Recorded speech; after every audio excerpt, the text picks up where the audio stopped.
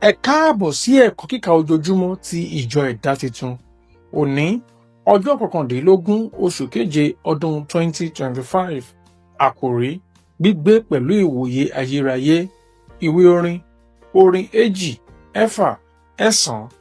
Jésù nígbà ìdánwò. Ẹ̀kọ́ àkọ́sórí: ìbùkún ni fún ọkùnrin tí ó fi ọkàn rán ìdánwò, nítorí nígbà tí ó bá yege yóò gba adé ìyè tí Olúwa ti ṣe ìlérí fún àwọn tí ó fẹ́. Ìwé Jákọ́bù orí 1 ẹsẹ̀ 12. Bíbélì kíkà. Ìwé Jákọ́bù orí 1 ẹsẹ̀ 9 dé ẹsẹ̀ 12. Ṣùgbọ́n jẹ́ kí arákùnrin tí í ṣe tálákà máa ṣògo ní ipò gíga rẹ̀, àti ọlọ́rọ̀ ní ìrẹ̀sílẹ̀ rẹ̀, nítorí bí ìtànná koríko ni yóò kọjá lọ.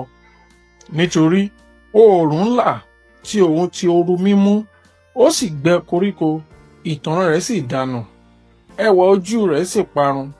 Bẹ́ẹ̀ pẹ̀lú ni ọlọ́rọ̀ yóò ṣègbé ní ọ̀nà rẹ̀.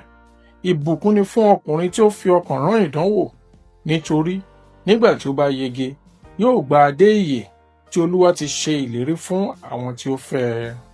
Ẹ̀kọ́: ní ìbẹ̀rẹ̀ ìwé Jákọ́bù 1, a jẹ́ kó yé àwọn onígbàgbọ́ pé kí wọ́n máa yọ̀ nínú ìdánwò, nítorí pé ó ń kọ́ni ní sùúrù àti ìdàgbàsókè. Ṣùgbọ́n nísinsìnyí Jákọ́bù ń tọ́ka sí ìyàsọ́tọ̀ tó ń pọ̀ sí láàárín àwọn tálákà àti ọlọ́rọ̀ nínú ilé ìjọsìn. Ó yí àfiyèsí yìí padà láti rán wa létí pé ẹni tẹ̀mí ni wá, kì í ṣe ipò ọrọ̀ ajé wa, láti ṣàlàyé bí a ṣe ń wo ara wa àti bí a ṣe ń gbé ìgbésí ayé wa. Nítorí pé àwọn onígbàgbọ́ àkọ́kọ́ ni a ṣe inúnibíni gbígbóná sí, tí a sì kọ̀ sílẹ̀ láwùjọ. Ọ̀pọ̀ nínú wọn jẹ́ aláìní nípa ọrọ̀ ajé. Síbẹ̀ Jákọ́bù sọ fún wọn pé kí wọ́n rí ara wọn gẹ́gẹ́ bí ọlọ́rọ̀ tí ó ga jùlọ nínú Ọlọ́run. Ó lè ṣòro láti ṣe nínú ayé tí ó kún fún ìyàtọ̀, ipá àti ègbé, títí a ó fi mọ ìdánníwò wa nítòótọ́ nínú Kristi. Tí àwọn ọlọ́rọ̀ tí ó ṣeéṣe kí wọ́n gbẹ́kẹ̀lé owó tàbí ipò.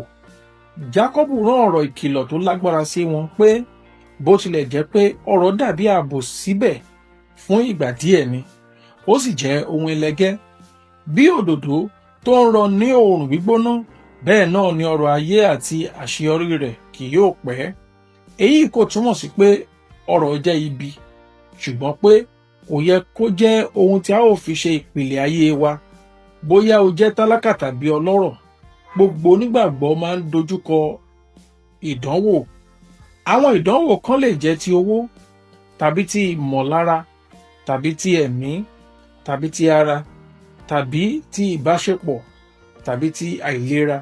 Ṣùgbọ́n ẹni tó bá fara da ìdánwò pẹ̀lú ìgbàgbọ́ ni a ń pè ní alábùkún.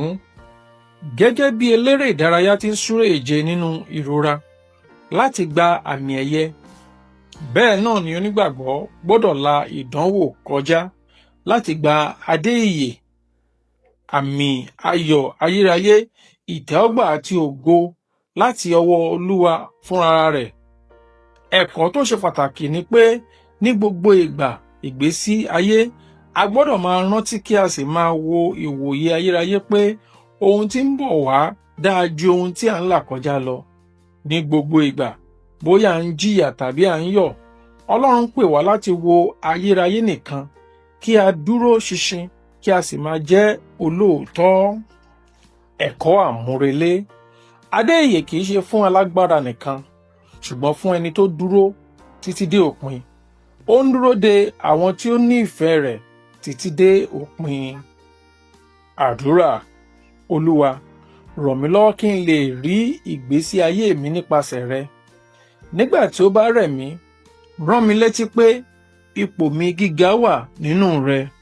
Nígbà tí mo bá ń fọkàn tán ohun ayé, jẹ́ kí n lè fi gbogbo ìgbà gbẹ́kẹ̀lé rẹ. Kọ́ mi láti farada ìdánwò pẹ̀lú ìgbàgbọ́ àti ìfẹ́. Jẹ́ kí n gbé gbogbo ọjọ́ ayé mi pẹ̀lú wíwòye ayérayé nínú rẹ. Ní orúkọ Jésù. Àmín. Títí di ọ̀la. Ó dàbọ̀.